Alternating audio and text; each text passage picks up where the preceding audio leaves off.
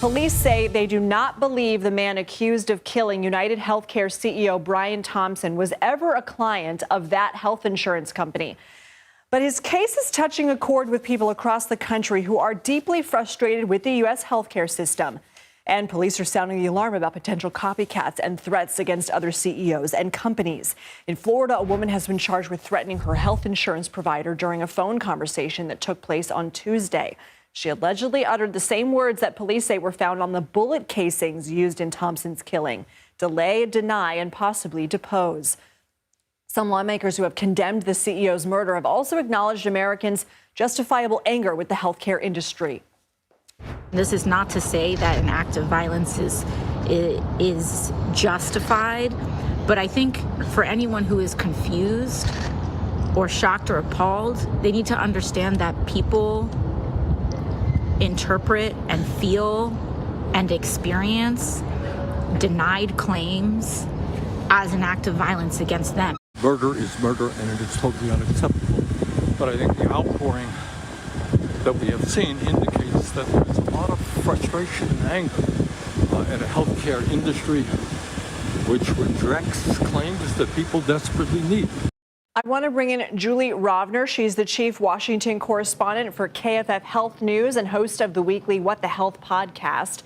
Julie, even UnitedHealthcare Group CEO Andrew Whitty titled his New York Times op-ed, quote, "The healthcare system is flawed. Let's fix it." He said no one designed the system to be this way and that it's patchwork. Why is the U.S. healthcare system the way it is? Is it in fact broken? Well, it certainly is patchwork. It grew up after World War II when employers started giving their employees insurance. Not everybody got covered. That was why the government created Medicare and Medicaid. Since then, they've added the Children's Health Insurance Program and the Affordable Care Act and the VA health system, and there's lots of different ways that people get care, but none of them are working very well, and none of them really work together. Which Americans are most negatively impacted by the current way in which the industry functions? Well, we used to talk about people who didn't have insurance, who were charged full price for all of their health care.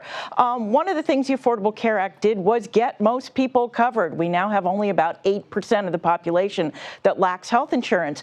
Bigger problem now are people who have health insurance but can't use it. They either can't find someone to provide them care, or they can't find someone in their health care network, or they get surprise bills, or they just have to pay too much, even if they have insurance.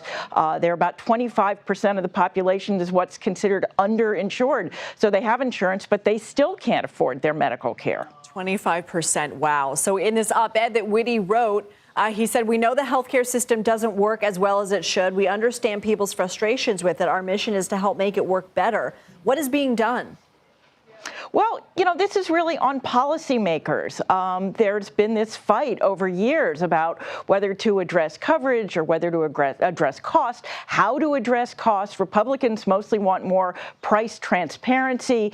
Democrats want mostly more coverage. Neither side has really been willing to do what it takes to bring costs down. And every time they try to, the people who make money off the healthcare industry, which is now 17% of the nation's GDP, all yell and scream and complain. So nothing really has happened for many years now. Healthcare costs are 17% of America's GDP? Yep. As somebody who this is your bread and butter of reporting, how does that number strike you? It's very large, and as many people, including, alas, the shooter pointed out, we don't have great outcomes to show for the fact that we spend so much more than other countries do on health care, but we have this big sort of standoff about exactly how to fix it, and because it is so much money, it's not just the insurance industry anymore that's considered sort of the bad guy in the narrative. We have, you know, hedge funds and people seeking profit coming into all corners of the healthcare industry and trying to extract money out of it. So it's a growing problem that someone's going to have to address. Wow, certainly is always a tricky web to navigate whenever you need care. How am I going to pay for it? How much am I going to owe in the end?